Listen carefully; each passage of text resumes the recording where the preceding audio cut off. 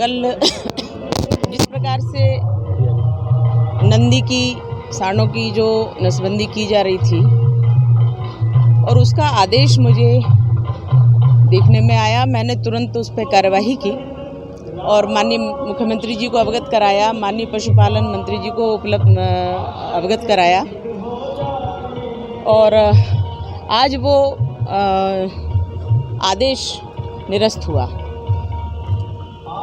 और मुझे ऐसा लगता है कि कहीं ना कहीं ये कोई आंतरिक षड्यंत्र है और इसमें सावधान रहने की आवश्यकता है, क्योंकि देशी गौवंश को तो कभी कोई नष्ट नहीं कर सकता और करना भी नहीं चाहिए।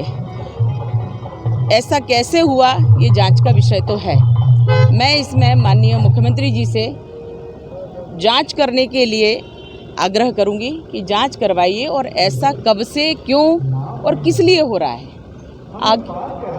ये जो देशी गौवंश है इसके साथ इतना अत्याचार क्यों, जबकि माननीय मुख्यमंत्री जी ने अभयारण्य खोले हैं मध्य प्रदेश में, उन्होंने गौशालाएं खुलवाई हैं, एक विभाग ही गौ संरक्षण और संवर्धन के लिए बनाया है, परंतु ये समझ में नहीं आ रहा है कि ऐसा क्यों हुआ। पर जो कुछ भी है, मैं आग्रह करूंगी कि इस विषय की जांच की जाए और ऐसे आदेश दोबारा कभी ना हो, ये मैं उनसे कहूँगी। छत्तीसगढ़ के मुख्यमंत्री हैं भूपेश बघेल, वो ये कह रहे हैं कि संघ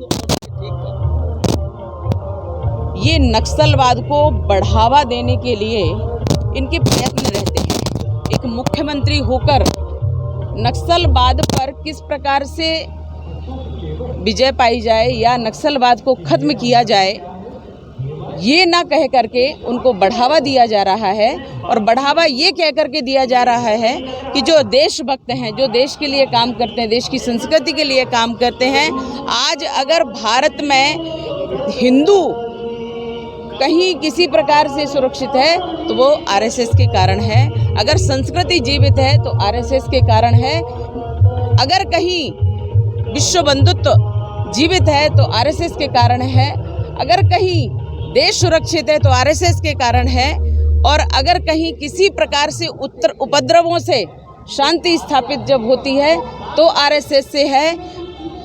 इनको ये छत्तीसगढ़ के मुख्यमंत्री जी से मैं कहना चाहूँगी कि जरा अपने प्रदेश में, अपने घर में झांक करके देख लीजिए, जहां इतनी बुरी तरह से मतांतरण हो रहा है कि हिंदू को हिंदू नहीं रहने दिया जा रहा, क्रिश्चियन बनाया जा रहा है, इसके प्रमाण हैं। और जनता वहां की त्रस्त है, इतने वहां भ्रष्टाचार, इतना अनाचार हो रहा है और ये मूक बने बैठे हैं। ये जरा अपने घर में झांक लें तो मुझे लगता है कि आरएसएस जो है, इनको समझने के लिए कई पीढ़ियाँ, कई इनको जन्म लग जाएंगे, परंतु ये आरएसएस को तब भी नहीं समझ पाएंगे, क्योंकि उनके अंदर वो चीज़ ही नहीं है, उनके अंदर वो भाव ही नहीं है।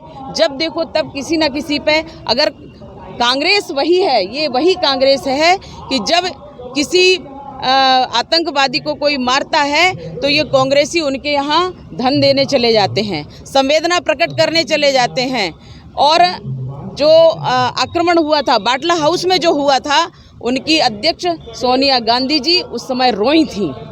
ये आतंकवादियों पर उनके मरने पर रोने वाली कांग्रेस पार्टी, ये कभी भी देशभक्तों की पार्टी हो ही नहीं सकती और कभी भी देशभक्ति की बात कर ही नहीं सकती। आरएसएस से इनको इसलिए परेशानी है क्योंकि वो पूरा मतांतरण नहीं करवा पा रहे हैं, क्योंकि वो अपना आतंकवाद नहीं फैला पा रहे हैं। अगर कोई अंकुश लगाता है तो आरएसएस कोई सत्ता नहीं कर रही है, आरएसएस की सत्ता नहीं है, परंतु आरएसएस घर घर में, जन जन में, देशभक्त के मन में व्याप्त है। इसलिए आरएसएस से ये परेशान है और मुझे लगता है आरएसएस पे कोई फर्क नहीं पड़ता इस प्रकार के अनर्गल प्रलाप करने वालों पर। और मैं उन्हें सचेत करना चाहूँगी कि अपने घर में निहार लें, उसके बाद कहीं बाहर देखने का प्रयास करें और राष्ट्रभक्तों को जानने का